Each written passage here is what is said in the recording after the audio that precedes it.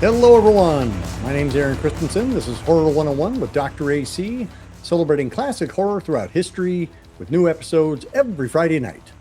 Tonight, we're discussing Frailty from 2001, directed by Bill Paxton in his feature film debut Behind the Camera. For those who only know the beloved actor from his outrageous comic supporting turns or solid leading man roles, watching him bring Brent Hanley's high-concept story to exquisitely shaded light is a bit of a revelation. A mysterious young man, Fenton Meiks, played by Matthew McConaughey, walks into a Texas FBI building and reveals to Agent Doyle, played by Powers Boothe, that he knows the identity of a local serial killer known as God's Hand. Fenton tells of his father, played by Paxton himself, a loving man of deep faith, who awakens his sons one night with the news that he has had a vision. God has called upon them to serve as slayers of demons. Of course, upon hearing that these demons are disguised as human beings, Fenton understandably begins to question his father's sanity. Hanley's powerful screenplay was inspired both by Catholic school teachings and a love of Stephen King. A modern take on the Old Testament stories of fealty and faith, Paxton and his creative team endow such ordinary objects as a pair of gloves, a lead pipe, and an axe named Otis with mythical status, as well as an abiding uncertainty and mistrust of what we see around us, and or how events are interpreted. Is this a tale of religious enlightenment or mental psychosis? You'll have to ride along with Fenton and Agent Doyle to find the answers, which only end up leading to more questions. In the quarter century since its release, Frailty has lost none of its power, delivering psychological tension and shocks without gratuitous splatter and gore, anchored by incredible performances, Bill Butler's gorgeous cinematography, and Arnold Glassman's sharp editing. Paxton's feature debut is subtle and ambiguous, giving its audience the freedom to arrive at their own terrifying conclusions. And what the real truth might be, God only knows. Let's hop in the car, everybody, and head on down to Texas. We're going to be talking about Frailty, celebrating its 25th anniversary, and we have an awesome panel to chat about it with me. Let's bring everybody in, and let's say hello to Gert Verbeek, beaming in from Brussels. Happy to be here and celebrate the frail flaws of our humanity. JK from Horror Happens Radio. How's everyone doing here in the great state of New Jersey, ready to talk about a little God's Hand? Katie Glidewell, aka the blonde in front. Hey, everybody. Looking forward to talking about Frailty. Blessed be. Let's get going. And rounding things out, Freddie Young from Full Moon Reviews. Hello, everyone. God's will be done after this review. And we're here to chat about Frailty from 2001, celebrating its 25th anniversary. And we will be talking spoilers, and we mean it. So if you haven't watched this movie already, please stop watching, go watch the movie, come back, and join our conversation already in progress. Thanks for coming on the show, and welcome. Freddie, I'm actually going to start things off with you. You contributed the essay for Frailty for our book, Hidden Horror, a long time ago. And I was saying off camera that I had gone back and reread the essay, and I was like, this is such a great write-up. In the essay, you talk about how there are a lot of movies that get mentioned that were made, in the early 2000s, but Frailty does not come up very often, which is why you wanted to highlight it in the book. Does that still hold true for you? Do you feel like it still doesn't get the love that it deserves? Yeah, sometimes I'll tell my friends about the movie. They have no idea what the movie is. That time of horror was very weird. The new slasher craze was kind of fizzling out at that point. Scream 3 had came out the year before. That did well, but it wasn't like great or anything. And then, 2001, 9/11 happened. Not a lot of people were thinking about horror at that point. People want like superheroes and action films, things that are going to make people feel happy. So I feel like this got kind of like hidden under the radar a little bit, despite, Matthew McConaughey, an up-and-coming rising star at that point. Bill Paxton directed his first film here, who's always been reliable in everything that he has done. But yeah, I think it was just too dark for people at the time. And I think people just forgot about it. No one really talks about it. I don't really see it mentioned much anywhere unless you bring it up. I also think the religion is also kind of a touchy subject as well, so people don't want to really dive deep into that. So yeah, it's a lot of things going against it, but it's a fantastic film. Still holds up. I can't believe it's 25 years. That's crazy. Yeah. Yeah, you talk about your first viewing in the essay, but for those who haven't read it yet, tell us about like what your first experience was. Well, I saw the advertisement for this on TV. I didn't know what it was. It just came out of the blue. Like, what is this? Like Bill Paxton directing, Matthew McConaughey. I was a big fan of his at the time. But I didn't see this in theaters. I waited till it was on DVD. I bought this at Circuit City. It was a 3 for $10 sale. This Phone Booth, and Boiler Room. And this was the one that really stood out to me of the three. And even from that moment, I was like, this is a really great movie. How come no one is talking about this? Looking on forums and everything, blank. Like nobody was discussing this. I'm like, what's going on? And I was telling all my friends, family, like, you have to watch this movie. This movie's so good. And I think I liked it more than they did, but they got something out of it. You know, my family was raised Catholic, so they kind of, like, you know, for them, it was a little tough for them to watch at times. Like, okay, is he mentally ill? Is he really seeing God, hearing from God? So I have an uncle who's mentally ill also, so that was also an issue in the family. So I think it was a kind of a touchy subject, but I'm glad we're doing this today because I feel like we need this movie to have more exposure. It's streaming on Prime, it's streaming on Tubi. I mean, you can watch it, but will you? I don't know. Good. Bouncing up to you. We talked off camera, and I know that it played at the Brussels International Fantastic Film Festival, which Jay and I have both attended, but you did not see it there. How did you come across it? I came across it thanks to the Brussels International Fantastic Film Festival, effectively known as The Biff. Indeed. I didn't see it there. I saw other movies there, but you know, with there's always the guidebook, the catalogus, as we call it, with all that lists all the titles. That was pretty much before the elaborate internet websites, you know, came to be. Yeah. So that book was kind of like a reference. Like afterwards, a lot of these films, pretty soon afterwards, even became available in rental stores, because there was no streaming, so that was our means to get access to all those movies.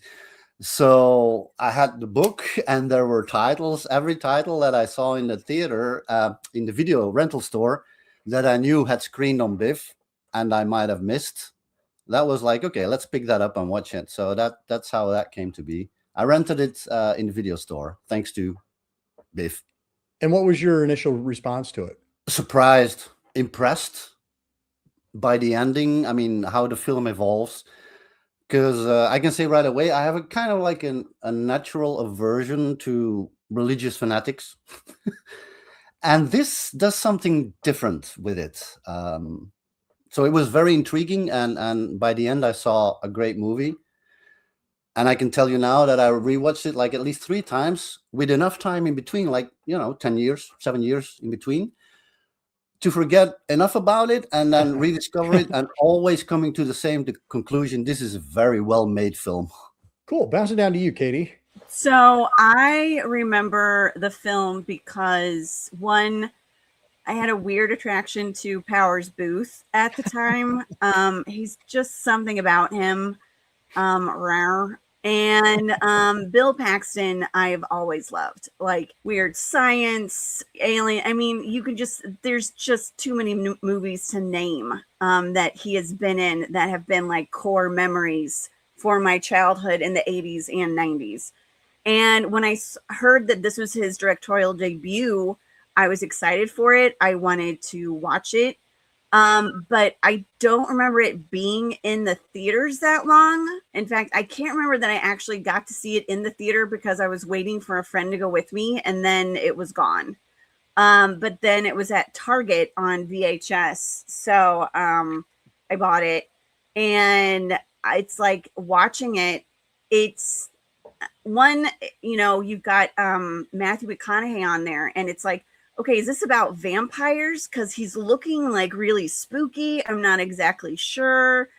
But then it's like kind of that slow burn into what's going on. Just watching Bill Paxton with the kids is just so, like, such a memorable moment for me, because it was just so natural with his acting. And I remember thinking, like, he's acting in this and he's also directing. It's like, my God, what can this man not do? Like, he is incredible.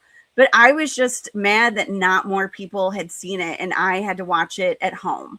And then re-watching it, to prepare for this, it's just such a fantastic film that more people need to talk about. Similar, I think, to Session 9 that we discussed. It's a film that people respect, and when they see it, they really like it. But it's just the fact that not enough people have seen it, and it's a shame because it's a really well done film. And I really wish he would have directed more films after this one. 2001 was not a great year for horror just because, it came off of 9/11. And I think a lot of those films that were coming out in 2001 got kind of buried. This did come out, in theaters in 2002, but again, did not make much noise. I think people just weren't in the headspace for it. But yeah, I'm glad that it's starting to have a little resurgence. And I agree. I think it is, I was glad that Freddie picked it for the book Hidden Horror because it feels like it's the very definition of that term. It's a movie that people really like if they've seen it, but they have to be reminded that they've seen it and they have to be reminded that it's really good. Bounce up to you, Jay. How'd you come to this one? Well, speaking of reminding, I was working at Blockbuster Video at the time, and the same 30-second video bite on the screen every hour, on the hour. It was insane to watch. And, this is a movie that has those kind of moments that you capture, especially when Bill Paxton's got those eyes and he's going down with the axe. And, for me, though, as much as it intrigued me in what Blockbuster was promoting with it, the thing that got me was Powers Boothe also. Going back with my grandma, I remember watching Philip Marlowe with her and watching what he was able to do. And then, of course, Guyana, his, as Jim Jones, phenomenal in what he was able to do. So, a lot of pieces came together. I didn't really watch it until years later. And, Frailty is a really interesting title because, that can be taken a lot of different ways in this narrative. Listening to commentaries on the Lionsgate release, there's different people have different perspectives on what the Frailty title means within it. But at the first, I didn't really like it. I wasn't really a fan of it. It was very emotionally driven. You have that relationship, the core relationship with the father and the kids, the two boys and such, and him going there. And nothing really stood out until years later when I was in a spot within a bad relationship and I returned to it. And things kind of clicked a little bit more for me when I watched it. So as the years went on, I must have seen it at least a dozen times. And I've watched in a lot of different capacities and a lot of different stages of my life. So I've come to really love the film. And it's exactly what pretty much everyone has echoed, is that, you realize you've seen it, but you don't remember you've seen it. It's that kind of a film. And it really is a hidden horror. So it's a lot of different stages with this film for me. So I'm glad I'm here for the 25th. Similar to another movie that came out around the same time, The Sixth Sense. Yeah. It becomes a different movie when you watch it a second time. Once you go into it, knowing the knowledge that you get by the end, you're watching McConaughey's performance in a completely different way. Freddie, I'll bounce down to you for that. It's a movie that really works well in terms of the combination of the story, the performances, and the direction. It's all designed to misdirect you so that your alliances are with one character and then it flips it around on you. Yeah, when I first watched this, I remember wondering what was going on, whether the father was mentally ill, was this really happening like through God, and then you get to that final act where two reveals happen, Matthew McConaughey's a different character that he says he is, and then the actual reveal of what's really going on. And I remember watching and going, this is really clever. Like, whoever wrote this really did a great job because you're not prepared for that. And then I haven't watched this movie until recently, like in 9 years. So I don't watch it all the time. And this time I was actually watching the performances and how the shots were handled. Like there's a shot where one of the kids has like his hands are messed up, and you see McConaughey's hands, and you show them, and they're messed up. And you're kind of like, okay, I kind of see it, and the way that the children are behaving with each other, like, oh, okay, there's different scenarios going on here. One of the kids sees it, one of the kids doesn't. It's kind of like, okay, what's really going on here? It's kind of like trying to trick you without really trying to trick you. And once you get to the end, you go, everything makes sense. It's like a full domino, and it's like, oh, I should have seen that coming. It's like the Saw review at the end where you go, I should have seen that coming the whole time. It was right there in front of me the whole time. Right, but you couldn't have. Right? Right. That's how well it's constructed. Is that there's no way you could pick up on that. Yes, in terms of picking up on things, indeed, it's cleverly hidden. But if you rewatch it, Oh yeah. There are a couple of hints, like so subtle, Yep. like, well, the whole thing is that you have to touch somebody to Right. see the visions of the demon or what they did wrong, at least. And there are a couple moments in the scene where Matthew McConaughey avoids contact with Yes. somebody, Yeah.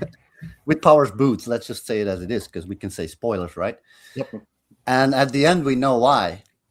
And it's so subtle. It's with handing over a photograph and with him getting into the police car that Powers Booth's character wants to help him, but he says, "No, I'm okay." Yeah. So you notice it afterwards if you see it again. There is a small, like, I watched it a few times to prepare, but this last time when Adam, well, we think it's Fenton, but Adam brings Powers Boothe to the Rose Garden and he reveals that he's Adam before showing him. There's a scene, which I haven't read anywhere, but there's a scene where the shadow that's on Powers Boothe's face, like, almost looks like there's little horns on his head, like just subtly a few times, and nothing's on Matthew McConaughey's face. And I thought that was very interesting, because then when we get to the Rose Garden and we find out, you know, what Agent Doyle has done in his real life, I was like, look, I don't know if that's how it was supposed to happen. I don't know if that was just like, you know, cosmic cinematography that made that happen.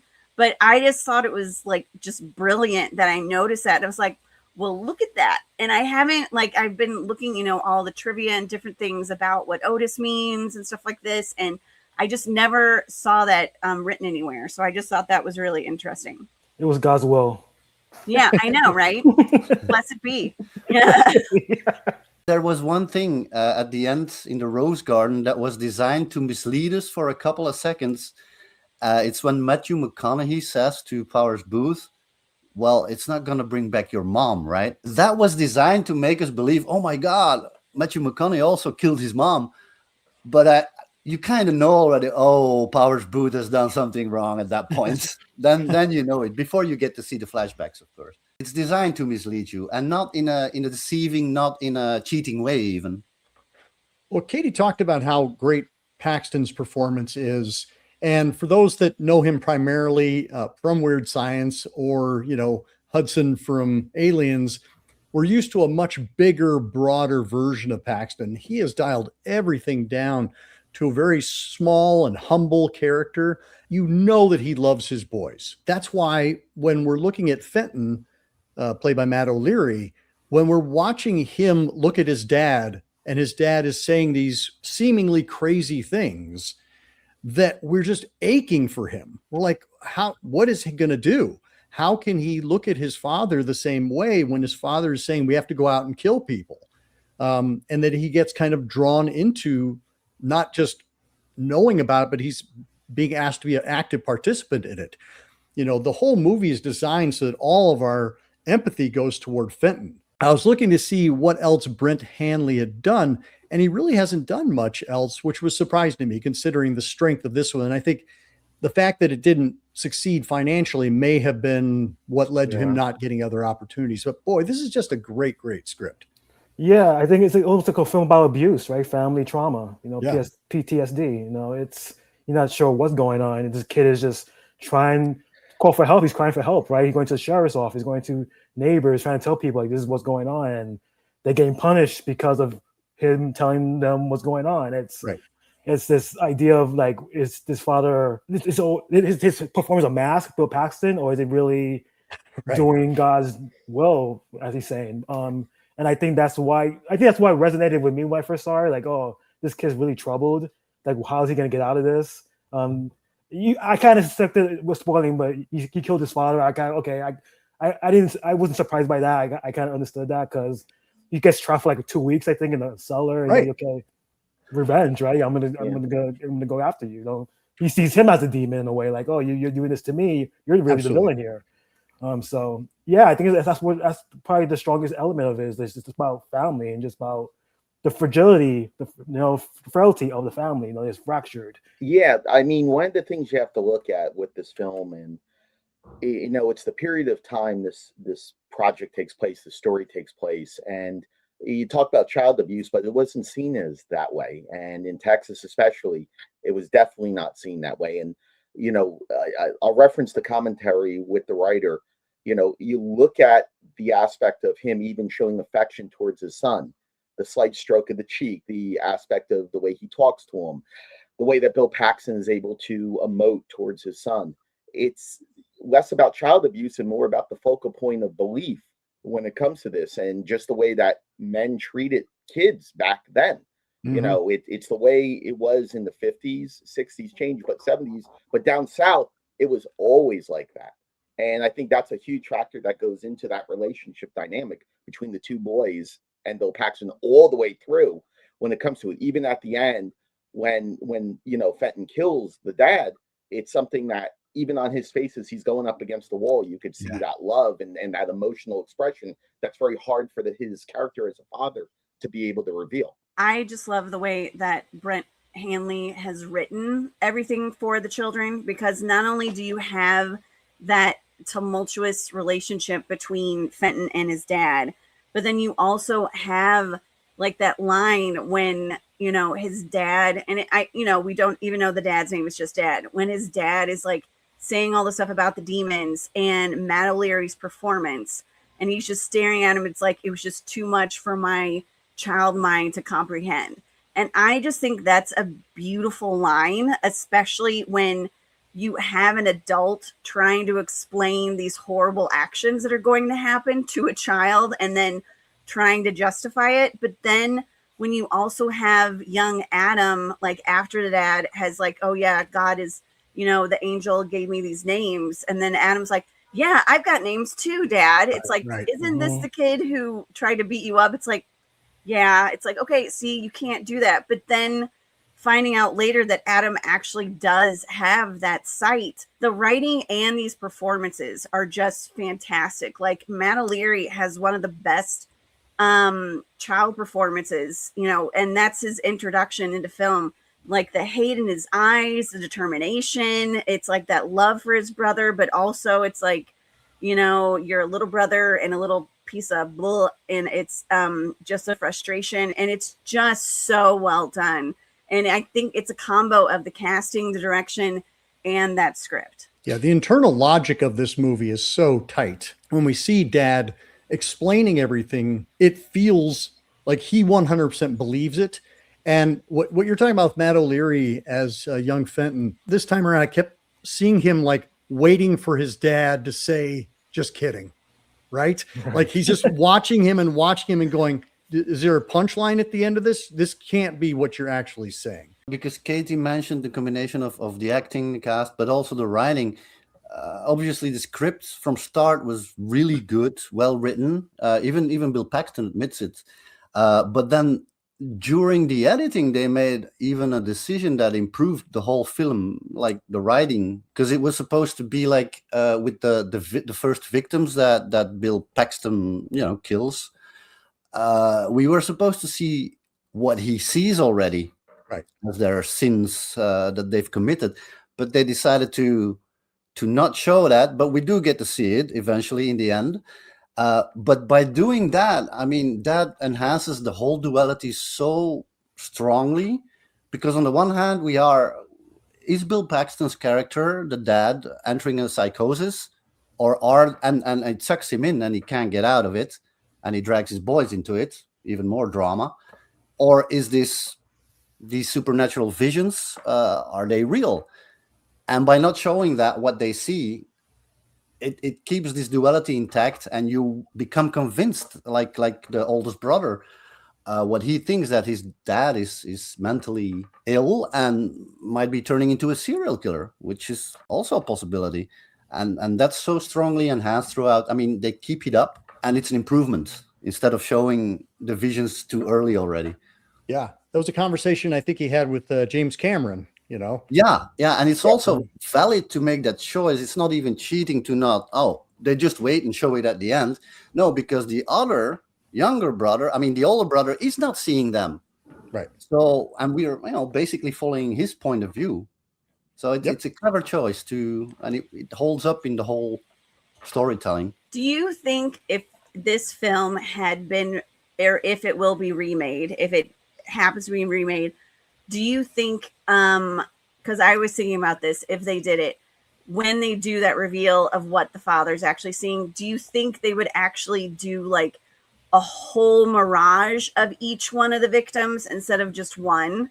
Because I think people would have like, well, I want to see more and stuff like that. I think what they did was great, but I feel like audiences now would want to see like multiple people that the person killed and multiple kids that the person killed and stuff like that. I just think audiences would want to see that because it's like, gimme, gimme, gimme. If they remake it, which I hope they never do, they'll just show more gore, probably. Yeah. No, and that's one of the beauties of this film is the fact that you ask a lot of questions and there's things that you don't see. None of the violence is on screen. This is something that you have to work for. It's not something spoon-fed.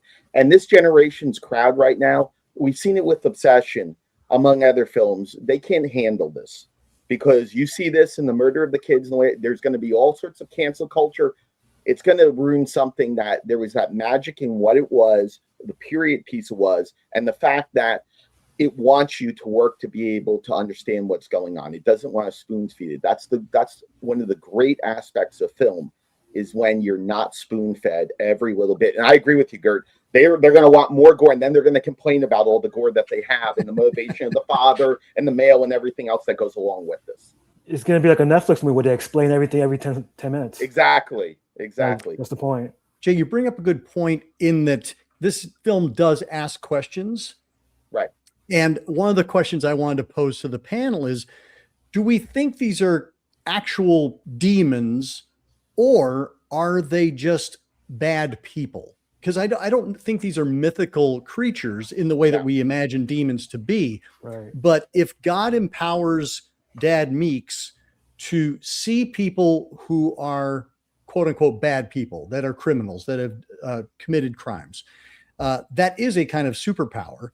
But it's also, imagine the weight of that, where you're traveling through the world and you're seeing sins everywhere, and God is the one going, okay, you're in charge of these 7. I think it's really interesting how they include the scene where he's under the car and he sees the angel coming down, which is it's so just brilliantly done. But to be honest, I buy more and more into the fact that they are demons in this. And even with Fenton, there's an argument to be said that Fenton is a demon. He slides into the darkness when he sees his father do it, stuff like that.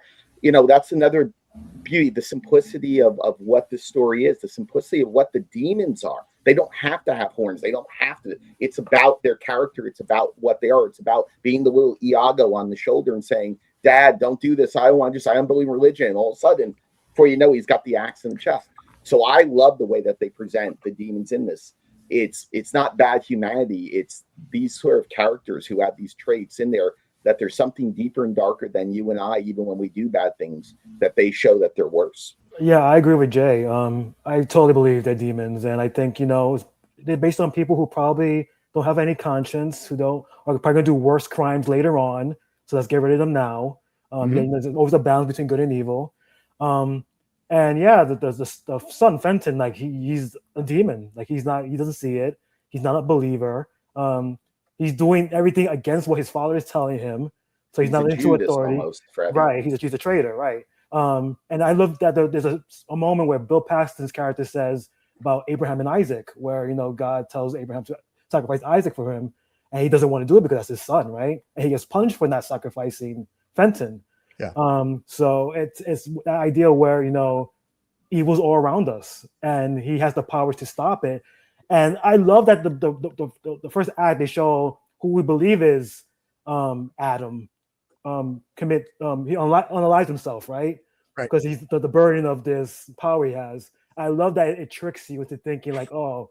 He totally sees the demons. He can't handle the power, so I gotta take myself out of it. Right. And we find out that Adam is the one that really kills. Yeah, it becomes an unreliable narrator. Right. So I love that about the movie. That you can't tell until the very end what's really going on. Yeah. So I totally believe that he has the power from God. I totally believe there's demons going on, and I think like Jay said, it's not about horns, not about devils, not about creatures or monsters. It's about humanity just being cold and dark and doing things that they shouldn't be doing. They're going against authority and going against, the law and the rules of morality. So yeah, I think it's totally legit. And the examples are so extreme, Freddie, Right. in what the sins are. There's no question that they are a demon, and that really challenges the viewer. Again, that's the beauty of this film. Murder, child abuse, that stuff. Exactly. Well, I guess my question is like, does that make it supernatural? Or is it just that they are humans who are, sociopaths given to doing evil things? The thing is, he gets told somehow from somewhere that they are demons. Right. Fact is that we don't get to see them as demons. He doesn't gets to see them as demons. He gets to see the bad things that they've done, the Right. murders, you name it. So for me, it's more about good and evil being, inherently part of us. And there's undeniably the supernatural element. Like, he's right. Whatever he's being sent, it fits. I couldn't help but be thinking about Stephen King's The Dead Zone. The power that Johnny Smith has when he lays hands on people. Right. I feel like we see that thread. And Brent Hanley has said that, he was very much inspired by the writings of Stephen King. So I'm not surprised to find that thread in there, because our alliances are so much with Fenton throughout the story. When the reveal happens, I'm like, no, I don't want Dad to have been right, because I've been suffering along with this kid. And I'm like, no, Dad couldn't possibly get messages from on high.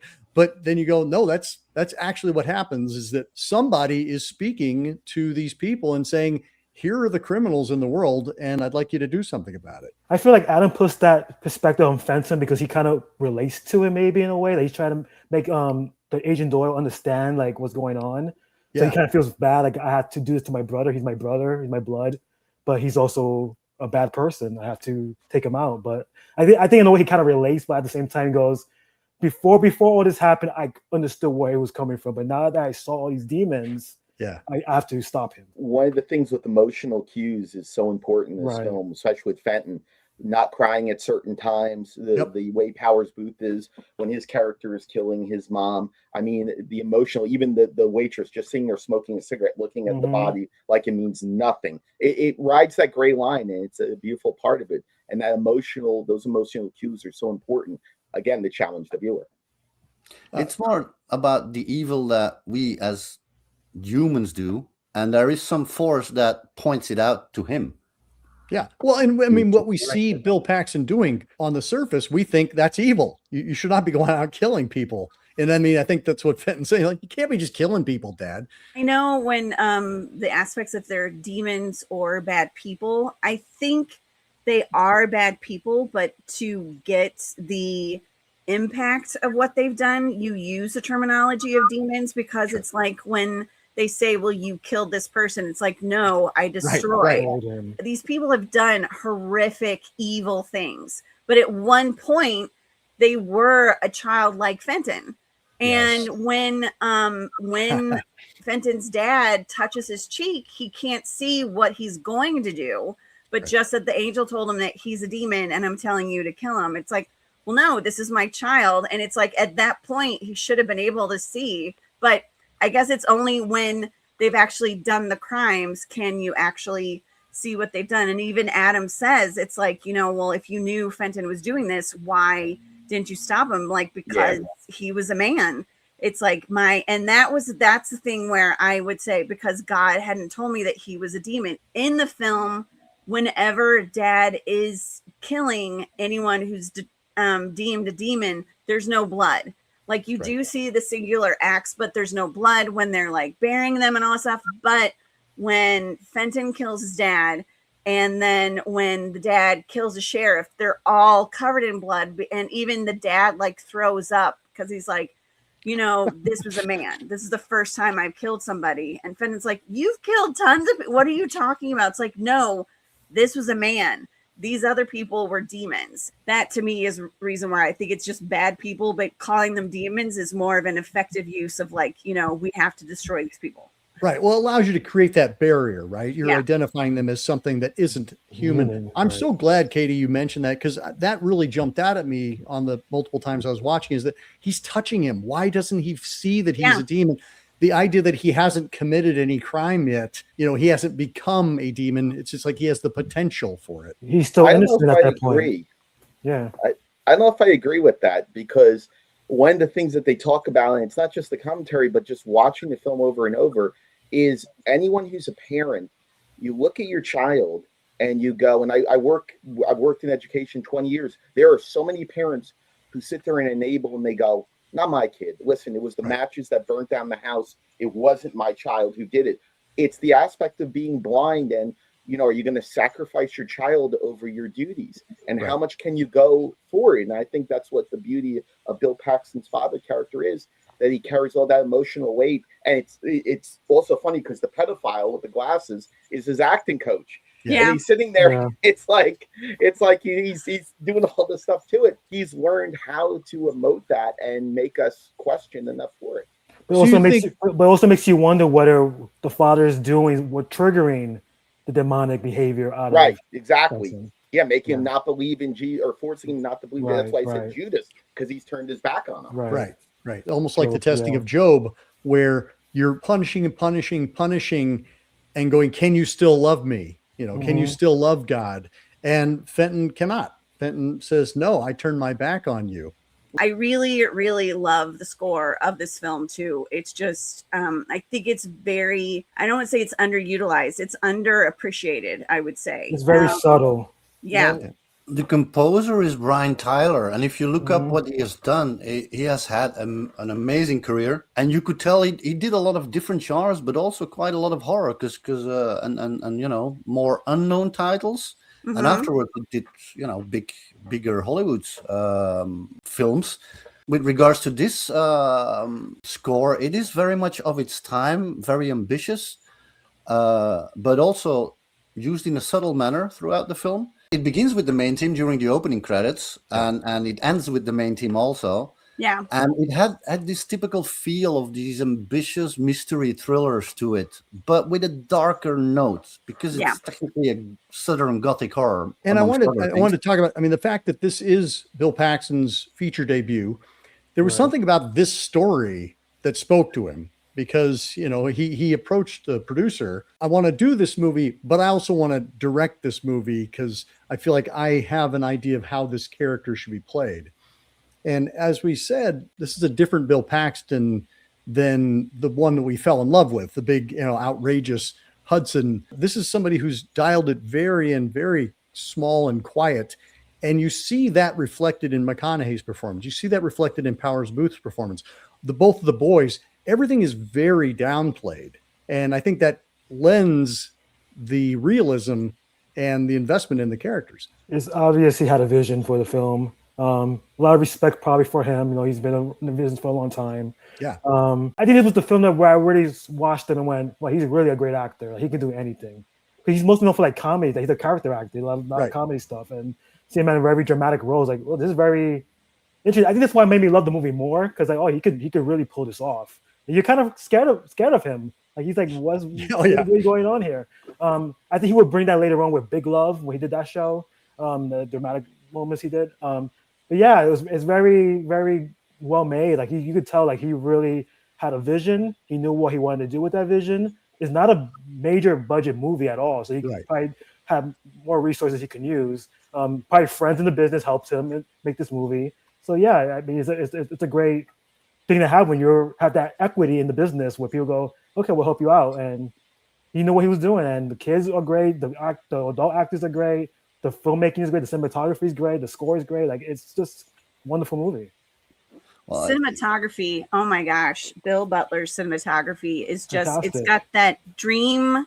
It's just dreamy. And then also nightmarish synergy in it that going along with the score is just so effective and beyond. It's just so memorable in different scenes, and the way they use the shadow and light is just gorgeous. Yeah, let's talk about the look of the film. What Bill Paxton's vision and Bill Butler's cinematography. Jay? I was going to say that, Paxton comes from Texas. This is a Texas story, even though it's not shot in Texas. So he had an understanding of what these characters were and what they were around. There's two scenes, in fact, when he taught cinematography, the one where he finds the axe, he finds Otis, and the light that walks in there, that God's light coming down through the cracks in that building, and also Night of the Hunters, Fenton going up that stairs and him chasing after him. I mean, it's a brilliant, the influences. Oh, yeah. And the beauty of this film is that everyone was collaborative on this. There wasn't a department that kind of was on their own. I think that's why Brian Tyler's score is so effective, because Paxton has his hand there. The writer has his hand. They're all collaborating on what they want that sound to be, one big melodic circle going through the entire thing. So those two scenes and the way it's the colors, the set design with all the knickknacks from that time period, even the beer can, one beer can shared over those. It's so brilliant what they do with it and bring that nostalgia factor. Great mention about Night of the Hunter, because I got like a lot of noir, gothic elements from this movie. Yes, a lot of shadows, not a lot of light in this movie at all, until like the very end where he's like very bright, everything's good again. That's when the sun is out. It's so funny. Powers Boothe as in another noir. I mean, Philip Marlowe, you have this. I mean, it's a smart casting. You make me laugh with the beer can, because it's the one little moment that took me out of the movie for a second, because there's a scene, he's always drinking from the same can, because production already had this one vintage can. But there's a scene that you can notice, like, that can is empty, guy. Oh, yeah. And a lot of actors have to do that, but it's noticeable. What I like about him is also he's so grateful to all the people that helped him out, that contributed to this film. And he goes, if you listen to a commentary track, he goes and points out all the ideas that came from other people and mentions their names. Collaborative effort. And cinematographer Bill Butler surely contributed tremendously with the lighting and the staging. What I also liked is like the producer. I think it's one of the Davids there. David Kirshner.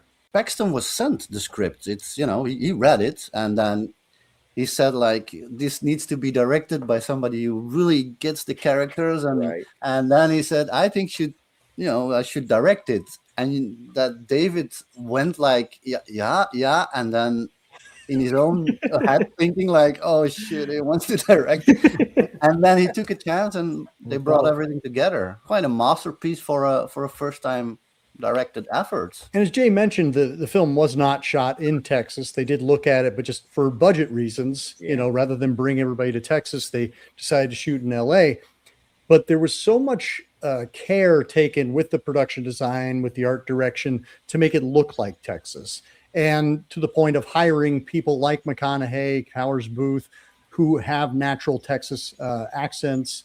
They did bring in, I guess, the friend, one of the kids' friends. That kid has a drawl like that, y'all. That is an accent. It's like, okay, I see why they did that. But for those of us who grew up in the 70s, I mean, like, I love all the references to things that were around in 79. The Dukes of Hazzard and going to see Meatballs or the Warriors, so it's I mean, all of these things just like naturally create this sense of place and time. They also had David and Goliath on TV. That's right. Watching that. Yeah. Which, okay, that was actually what I was thinking about earlier, was that in that clip from David and Goliath, it's all about choices. Dad has a choice to listen to God or not. Fenton has a choice to listen to Dad or not. All of these demons, I feel like, have a choice whether to commit these crimes or not.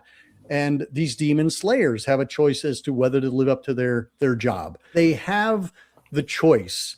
And that's the one thing that we are taught, is that God gives us these choices. And then that's what free will is about, is whether we choose to do this or choose to do that. And it's also a show about morality and authority and listening to the rules and learning from your mistakes. And, these kids don't really learn from them because they're watching their dad do these things, and one of them is in favor of it, one of them is not. And it's like this conflict. So you're not really sure who's the real authority here. Is it God? Is it evil? Is it what's going on? Right, because Fenton actually thinks he's doing the right thing. He thinks he's doing the godly thing by stopping his dad from murdering people. Right. But in the late 70s, also a different era and a rougher era, because there's a certain line that Bill Paxton, as the dad, says to one of the kids, to Fenton. The generic answer that most of us have heard, even when we were kids, like, I'm your dad and you'll do as I say. Yeah, that's right. That's right. You can't get away with a line like that anymore in these times. Because I said so. It's like, but it was in the 70s, But that's basically, that's what God's saying too, right? Is like, I'm your holy father and you'll do as I say. As much as I love this film, something that I thought that was really not the best is the FBI scene when they raid Fenton's house. Mm-hmm. I actually believe every single other aspect. I actually believe that no one saw them kidnap these people. The fact that the one guy is on his porch, his significant other is in the living room. They take him away and no one is none the wiser. I actually believe that. I do not believe the FBI aspect of the film. Not in the actual building, but just in front of Fenton's house in that whole thing that went down. I agree with your criticism, Katie. And I also forgive them for not bothering with it because it's not the kind of film they were making. Right. Exactly. And also, they do it at the end. It needs to be wrapped up. Yeah. It's not 7. The suspension of disbelief for me is that Agent Doyle goes off with his suspect, right? Without telling anybody or, like no backup. That was the one time where I'm like, okay, I just have to put that aside for now. Yeah, and that too. By the way, there were, I think, maybe deleted scenes even that they tried to shoot or at least considered shooting. Yeah. When they leave the station, the two of them, that there was actually like a security thing and all that. They wanted there to be kind of a deserted quality to the station, which right. I understand. But the idea that, the agent's going to go off on his own with, no backup, with the suspect without telling anybody, that was the one time where I was like, well, that seems a little, but I do like the deserted quality of the FBI station.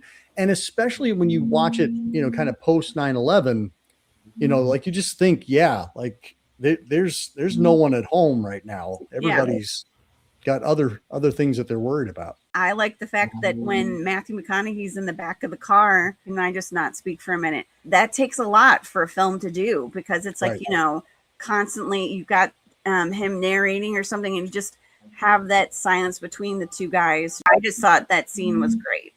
That's the strength of the performance and the way they look at each other and how they emote. It's incredible. You don't need anything there. It's their performances that are carrying that within the car. And that's incredible, the way they work off that chemistry they had. That scene also is so well made.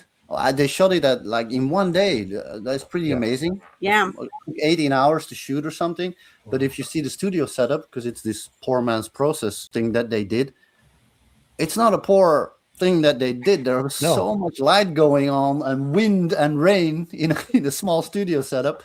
But also narratively, the beats where the timing where they surface, where they go back to the car, it's so well spread out with the timing, also well thought out with a lot of the transitions being from scene to scene, being, thought out in advance. Like, how can we make this work? Film it like it can work as a transition in the editing. There was so much creative talent working together on that film that those elements are really fine-tuned and well thought out. I think it's a smart scene too because I feel like in that particular moment, I feel like Matthew McConaughey is Bill Paxton's character, telling Agent Doyle's Fenton like, "This is what's going on.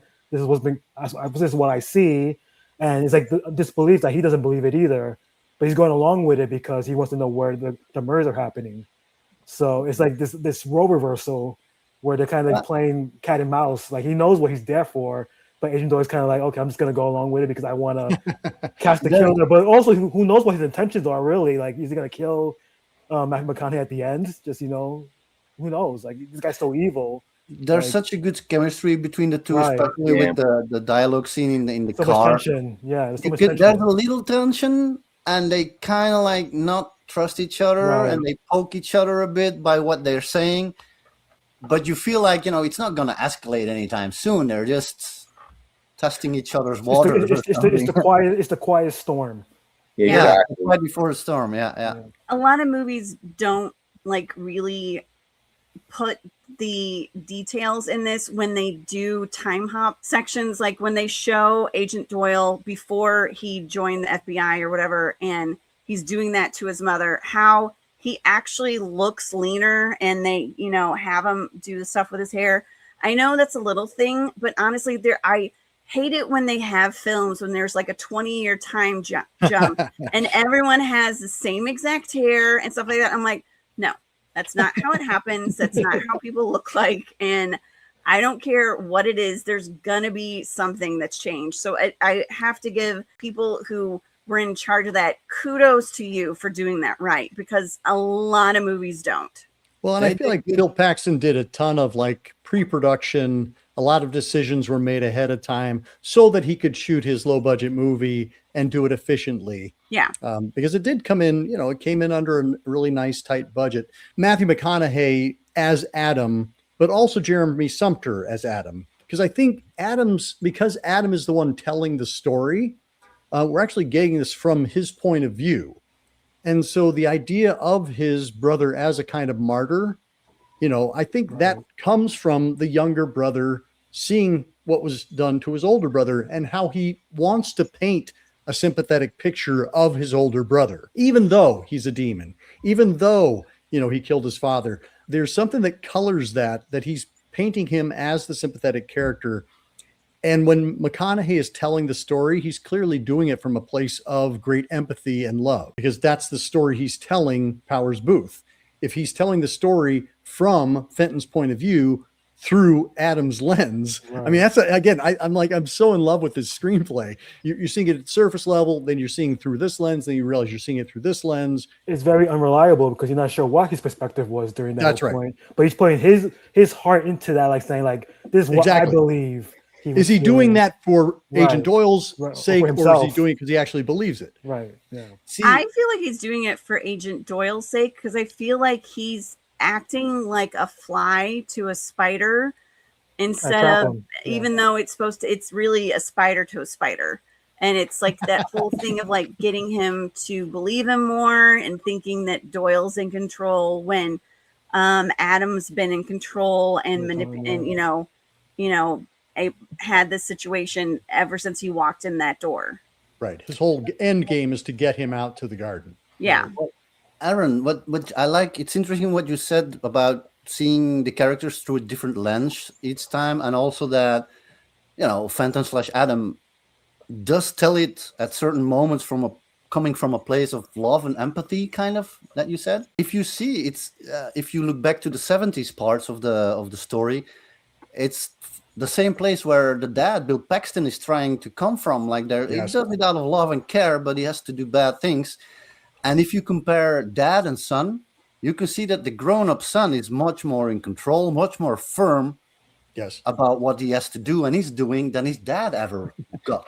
One of the things I think about is The Usual Suspects and how that entire thing is built on a lie. And to be honest with you, I don't see the empathy in the character. In fact, I love how Matthew McConaughey can switch between Fenton and Adam as he goes through the story. It's just the way he stands. It's the way he emotes.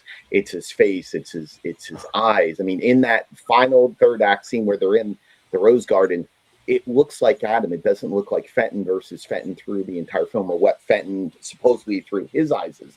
I think it's one big lie. I think there are moments of empathy when he thinks back, just like we think back to certain things, even through the worst stuff. We have those kind of good memories that pop up, but it's definitely not something that I pulled at all, where it went through as an entire thread of empathy. Even at the end, where he's sitting there and he shakes the FBI, the guy's hand, and he goes, "You're a good man." Yeah. That pulling away, he's not even responding to his wife. Right. The look on his face, the seriousness, the tension, it's all about that. And when you've killed your brother, and we can go back through the Bible verses when it comes to that, Cain and Abel, you're never the same. It's not the same. And you can see that character of Adam, that emotional core is gone. It's just gone the way he is. Even kissing her on the head, he doesn't kiss her on the lips, he kisses her on the head. And if you want to play that into Texas culture again, going back to that and the way masculinity is, that can be also taken into consideration. But I don't see empathy much at all through either shade of McConaughey's character. My point was not really because I also have difficulty believing that there is a love and empathy going on, even though Bill Paxton's, the dad character, kind of hints at it because he's also the father of his sons. My point was more like Bill Paxton's character is much more torn and conflicted about it. Yes.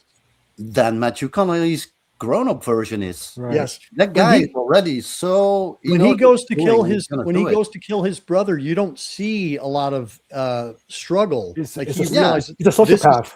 this is what I'm here to do. Right. It makes Matthew McConaughey's character much more a threat, much more dangerous.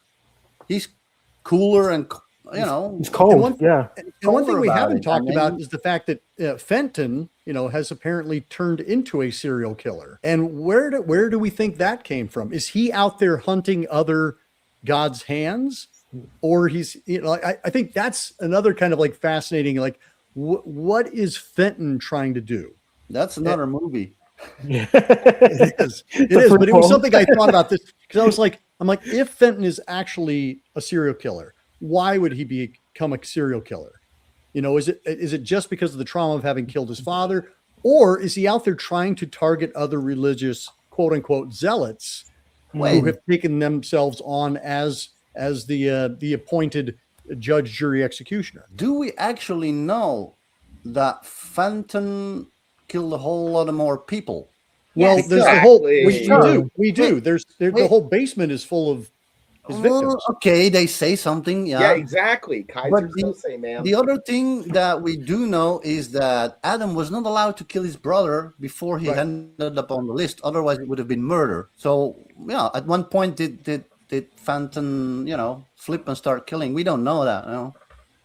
God works in mysterious ways. So I love that catch-all. That, and maybe that's why, because I question that too. It's like, if he had already killed like 6 people, why was it on the 6th person? It's like, oh, by the way, because God hasn't told him yet. That's or were the 5 other people not demon? Well, apparently not. Were they? Or like, what does that mean?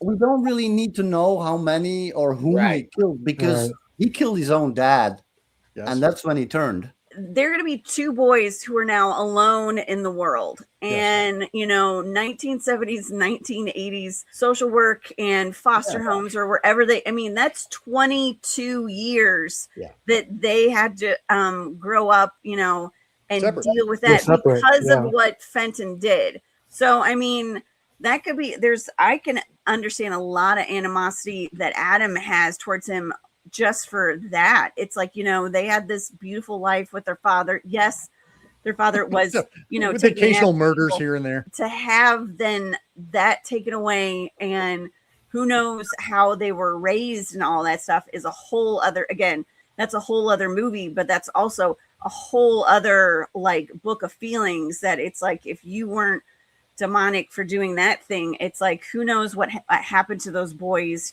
growing up, that then changed. And that could have then, changed Fenton into who he ended up becoming.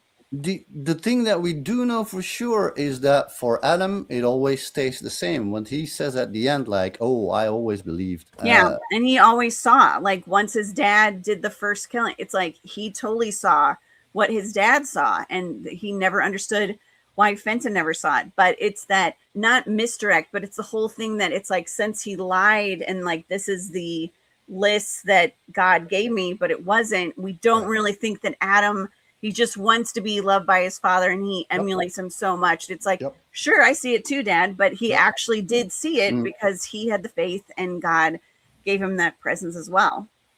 Another question is framing the brother for the murders.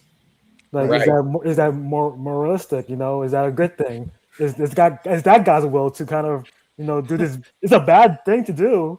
Yeah. So it's like, that's another question. Like, what? Like, how good is this God? That he's morality and gray area of this. Right, very gray. Yeah. One of the last things I want to talk about is, as I was watching, we live in an age, especially with the internet, of conspiracy theories that get propagated. I found myself going, yes, this is what it's like. Is that somebody has a vision, somebody has a thought, and everything they create the story that allows them to see the world a certain way. As we're watching Fenton doubt Dad Meiks, we are going, yes, of course, Dad Meiks is misguided. He's mentally ill. And this child is in a place where he doesn't have any authority to go up against this belief system. And so the belief system pervades. That's, I think, why when it flipped and you find out, no, dad was right all along, I'm like, oh no, don't give the conspiracy theorists justified to say that, no, it was actually real. Like, God did actually tell me to do this. I feel like there's a lot of that going around these days, that God tells me to do this and therefore I do this heinous thing. It hit me a different way than it did when I saw it originally, because we've seen that kind of rise of zealotry. Starting And wars, so it just hit me in completely a different way this time around. Starting wars, right? Based on religion. Yep. I did start this podcast by saying, like, I have a natural aversion against religious fanaticism. Yeah. But it's also interesting. That depends on what side of the fence you're on, right? Like, you point the finger and go, you're the fanatic, I'm right. And I feel like that's what we get in this movie, right? Is we get somebody who's going, you're out of your mind, and somebody saying, you're out of your mind for not believing me. Right. Well, yeah, I mean, it's also, you need to put yourself on the two sides of the fence to just get the knowledge and perspective to at least evaluate. It's interesting what you said also about framing his brother for murder, because that's the other thing. If you think that's how the legal system sees it, how our justice system, sees it, the real world. In that sense, you can also see, like, they need to kill demons, but for what? Basically for crimes they committed. So if you put it out of that religious supernatural context, what would happen to these people in the real world, so to speak? Yeah. They would go to court. They would get sentenced. Otherwise, you don't just step in and like murder them because they committed a crime. That's vigilantism. I mean, you hope justice would be served, but again, you're talking about justice, so that's why it's blind most of the time. And also the degree of what they did and or are still doing. Because the first woman, the waitress, killed her husband. If they find out what they did, she'd go to jail. She's not likely to kill a second husband, I guess. But the guy who's picking up the little children, he's still doing it. There's another urgency of stopping him, a degree of urgency to stop him or to kill that demon for sure. If they redid this to show how many victims these people actually had, because you said that she killed her husband, but is that her husband? Is that some guy that, that she just picked up? And, I mean, we don't know how many of those guys there were, if they're young and old, Only Daddy Meeks and knows. with the kid one, we don't know what happened with the young kid with the long hair and stuff like that. We don't know what he did, and we don't know what happened to the guy who was yelling at his significant other in the other room. Like, has he killed multiple women that he was with? Does he beat multiple women and, or SA and stuff like that? Because there's different aspects that, since we didn't see that, we don't know what they did. It makes you think, like, where does God put the limit? Like, this guy is a demon. This guy hasn't done too many bad things yet, so how many sins do you have to accumulate with that, judgment? There's a couple of things too. One, it's even brought up by the writer. It's Old Testament God. It says it right at the end. It's Old Testament God. So there is no line. Everyone's guilty. There's tons of blood. That's how the Old Testament goes. But one of the things also, it's the authenticity of what this film is, this story is, this design is that when Fenton goes to see the sheriff, there's no one in the station. It's locked. He's at his house. He looks like he's about to have a nightcap with a beer. It's everyone thinks that in a modern term, you can't think that way when it comes to the story. And that's the beauty of it, because you can go all day long and figure out how many levels and, what would happen with the future in the justice system with glimpses.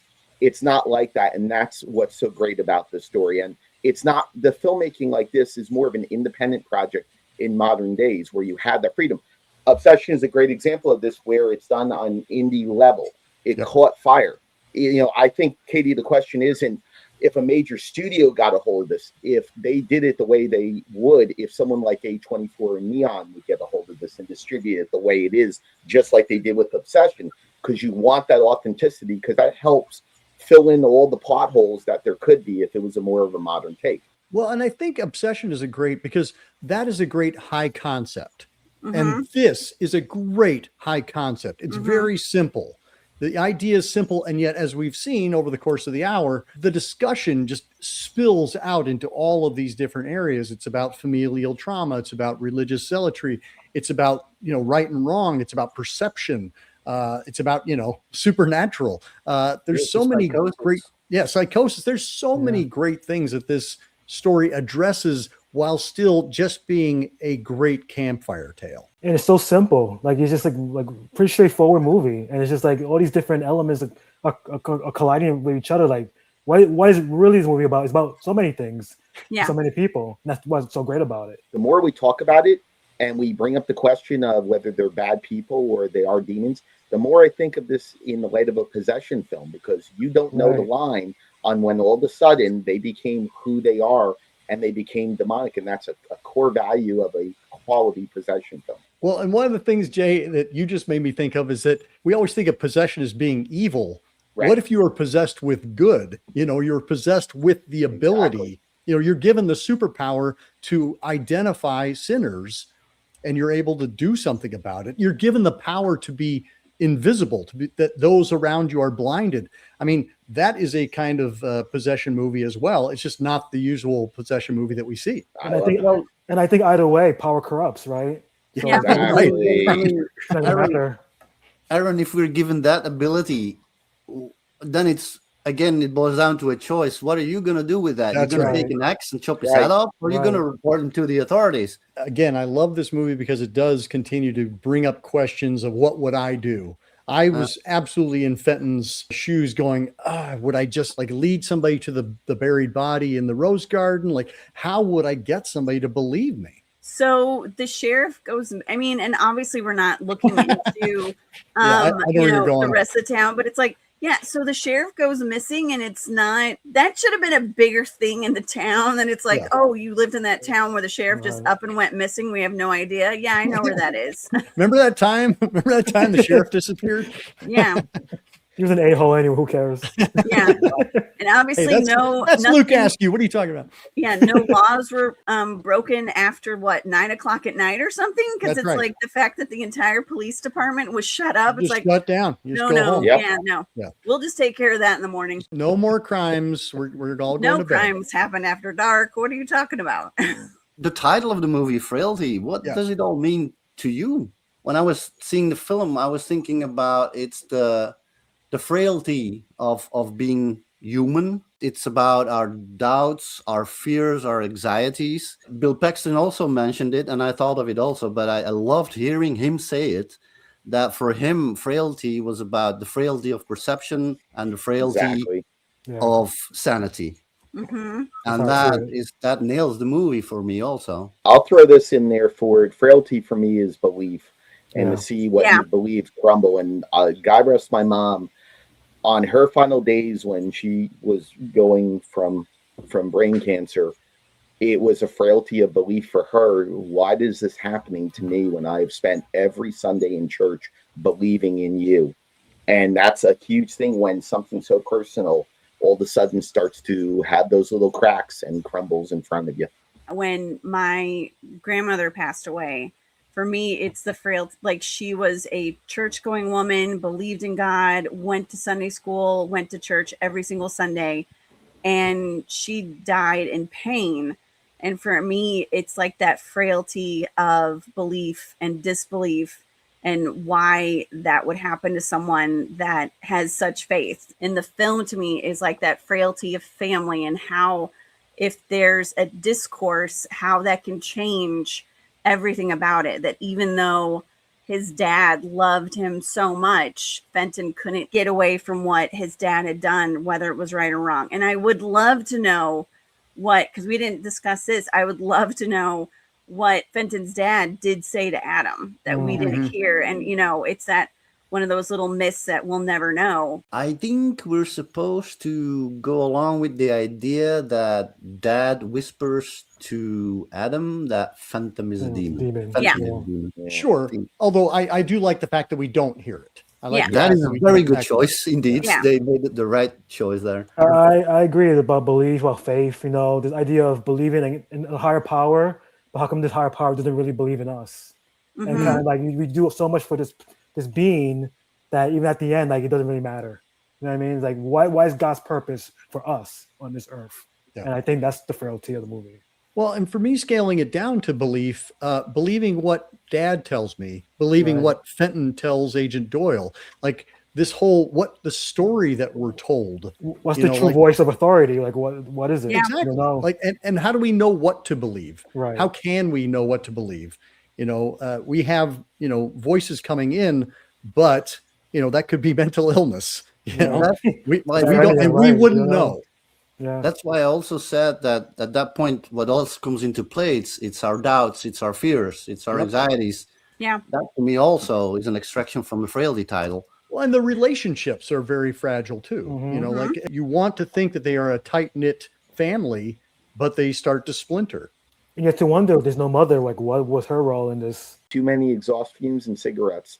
Her father's being texted. When he's seeing stuff underneath the car, it's like it's a little too much for, you know. So That's a lot of ventilation, hams. folks. Lots of hams beer. Yeah, exactly. And peas. Don't forget the peas.